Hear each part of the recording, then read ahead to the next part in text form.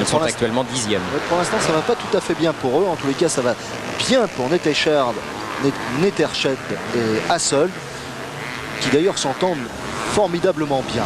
On le voit sur ces images.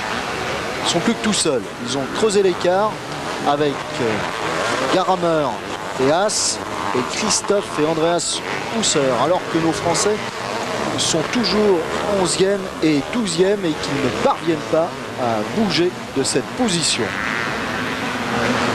Alors que nous atteignons pratiquement la mi-course. Oh, ça va bien pour les Allemands. Et Loïc, et peut-être ici nous avons le syndrome français. Le sidecar cross est une discipline relativement méconnue. Et bien, les sidecaristes français n'ont pas 36 alternatives. Il leur faut absolument briller le jour du Grand Prix de France. C'est là pour eux la seule occasion de se faire connaître, de peut-être trouver des sponsors, puisque c'est une discipline finalement assez marginale où les moyens sont très limités.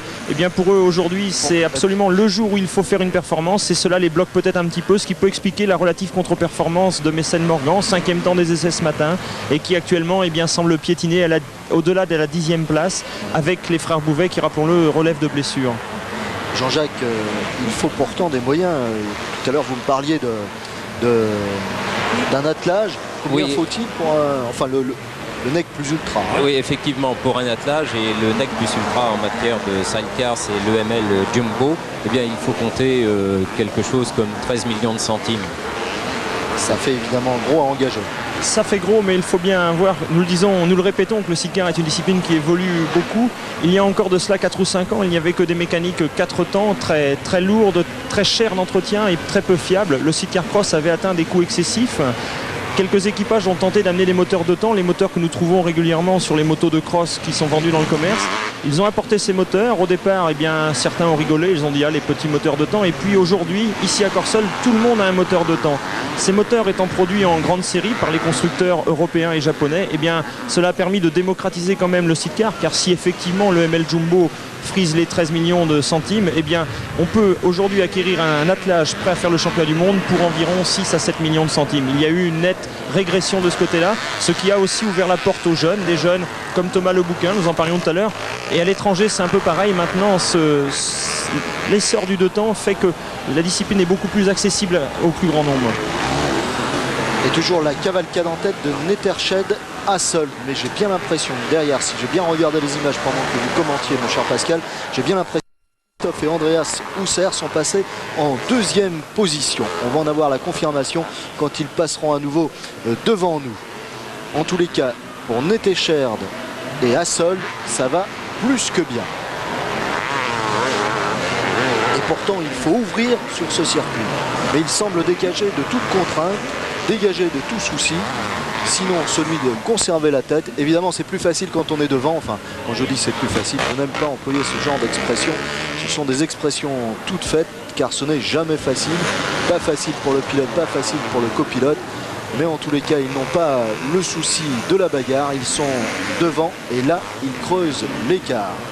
Oui Loïc, et quelques précisions, Garameras se sont malheureusement arrêtés, victimes d'une crevaison de la roue arrière. Il y a quelques pierres un petit peu tranchantes peut-être sous la terre de ce circuit de Corsol. Dommage pour eux, et Muller-Van Eyck qui malheureusement sont maintenant hors combat suite à une chute. Cela confirme encore, les frères Husser n'ont qu'à assurer cette seconde place et ils vont prendre une fois de plus le large au championnat, alors que côté français, Loïc, ça semble s'améliorer puisque 9 et 10. 9 et 10 et 13e pour Thomas Lebouquin, les petits jeunes qui rentrent dans les points. Nous avions 3 équipages au départ de ce Grand Prix de France, nous en avons actuellement 3 dans les points puisque les 15 premiers de chaque manche marquent des points au championnat du monde. Voilà des encouragements.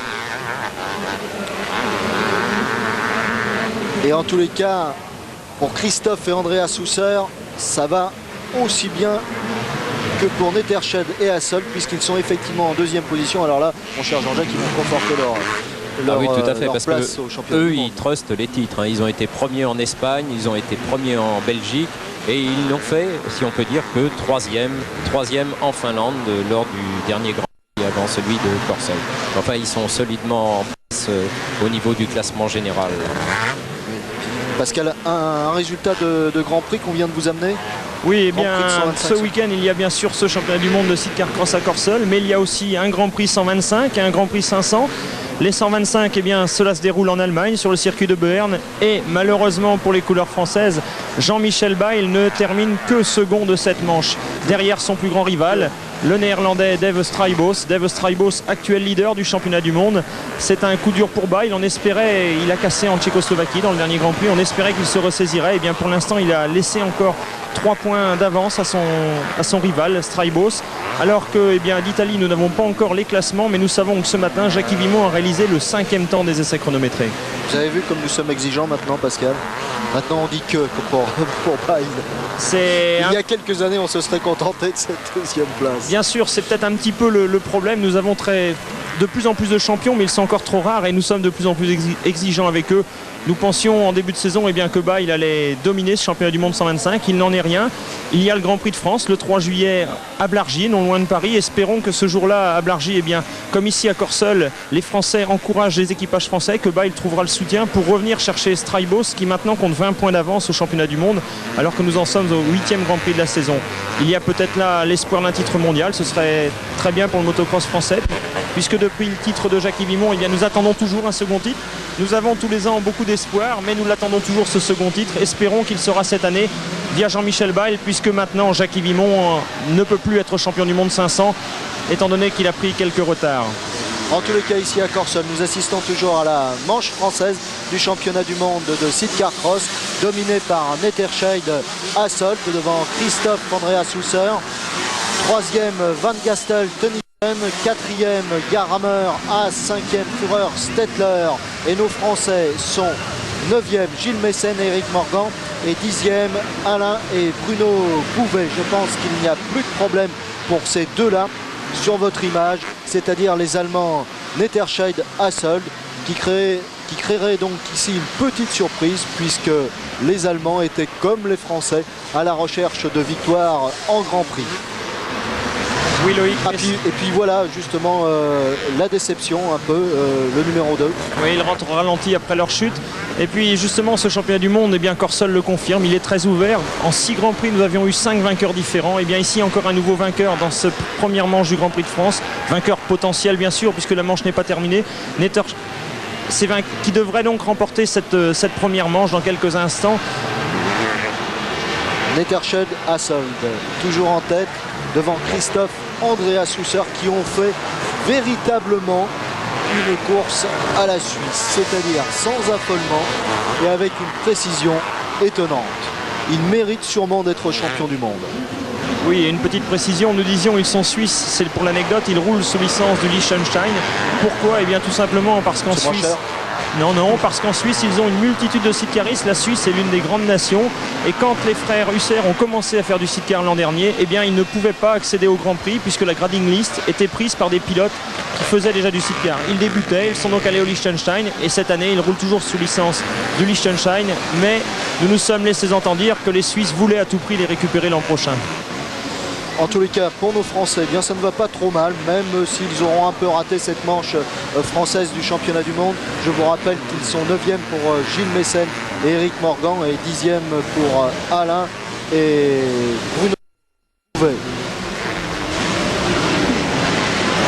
Christophe et Andreas Husser, les actuels leaders du championnat du monde de sidecar cross. Super travail d'Andreas Husser, c'est celui dont le pantalon s'use sur la terre de Corseul. Non Loïc, je te reprends, il ne s'use pas, tout simplement, ce sport est très violent. Il a mis des protections, c'est un bout de mousse qu'il avait mis sous les fesses, puisque comme vous le voyez, une fois il s'en appuie sur le garde-boue arrière, une fois sur le garde-boue du panier, et ils se mettent des mousses partout, des protections pour se protéger. Je vous rassure tout de suite, ce n'était qu'une image. Hasselt, ça va bien pour eux aussi. Ces Allemands qui sont combien au championnat du monde actuellement, Jean-Jacques ? Oui, actuellement ils sont 5e avec 79 points alors que les Suisses Husser ont 141 points à la première place. Je faisais un petit calcul et en prenant 20 points, en admettant qu'ils portent cette manche, ça leur ferait 99 points et ça les mettrait sous réserve que ceux qui les précèdent ne fassent pas de points, mais ce qui est possible, ça les mettrait en 3e position au championnat du monde. Oui, les Français ne sont pas très loin en fait, des leaders du championnat du monde, je parle en total de points.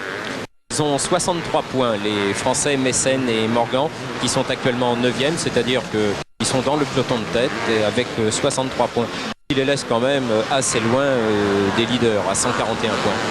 Mais ils peuvent rentrer dans les 5 premiers, je pense, d'ici là. C'est l'objectif. On discutait hier avec Messen et Morgan, et leur ambition, si tout va bien, c'est de faire 5 à ce championnat du monde 88.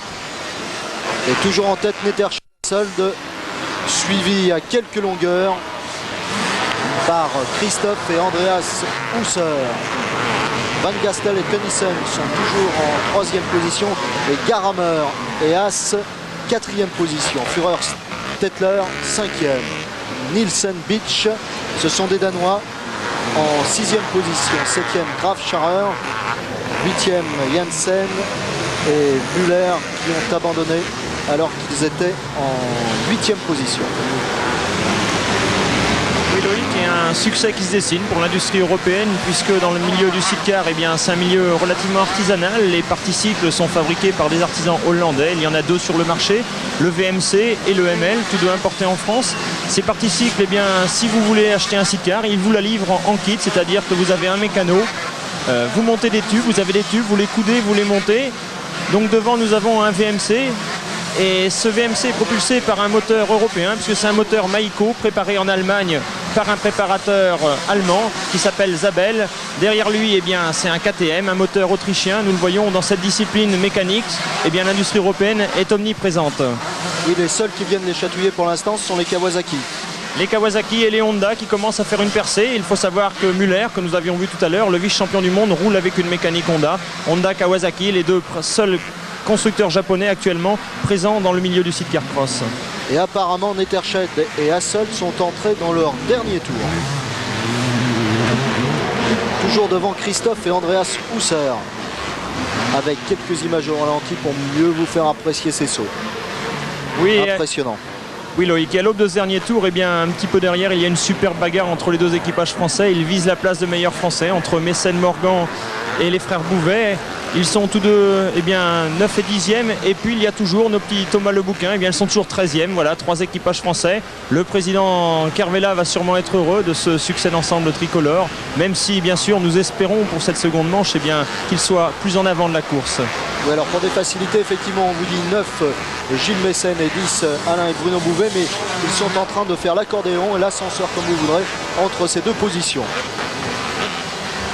Rien d'inquiétant en tous les cas pour Nethersheld et Hasselt qui s'en vont maintenant vers une victoire assurée. Il faudra une crevaison, un Bridgen pour les arrêter maintenant. C'est une victoire pratiquement assurée. Un Bridgen qui est arrivé en championnat de France la semaine dernière aux frères Bouvet d'ailleurs, à 200 mètres de la ligne d'arrivée. Ce qui est fort ennuyeux. Tout à fait. Oui, il faut savoir que les mécaniques sont très sollicités en sidecar. Il y a bien sûr une puissance élevée à placer et en plus il y a quand même un poids qui est important du fait qu'il y a 2 personnes à bord, bien sûr, 2 personnes plus le panier, et les mécaniques sont bien sûr beaucoup plus sollicitées que sur des motos solo, ce qui produit parfois quelques incidents de course, genre des sauts de chaîne. Il y a eu hier aux essais quelques petits problèmes, des ornières s'étaient creusées sur le circuit, tout a été rectifié pour la course, mais ce genre de petit aléa est toujours possible. Espérons qu'il n'en soit rien. Nethersheld et Hasselt ont largement mérité leur succès, tout comme les frères Husser ont largement mérité leur seconde place après cette manche de 30 minutes. 30 minutes très exigeantes sur un circuit aussi rapide que Corsel. Il faut, pour que le sidecar soit joli, il faut que ça aille vite. Ici à Corsel, cela allait très vite. Tous les pilotes ont été unanimes à dire que c'était un beau circuit. Ils prenaient beaucoup de plaisir. Et voilà, c'est fini pour Nethersheld Hasselt, vainqueur de cette manche française du championnat du monde de sidecar cross devant Christophe et Andreas Husser qui reste donc leader du championnat du monde. Nos Français terminent 9e pour Gilles Messen et Eric Morgan et 10e pour Alain et Bruno Bouvet. C'était Jean-Jacques Bray, Pascal Audiker et Loïc Mathieu en direct de Corsel sur des images de Paul-André Picton.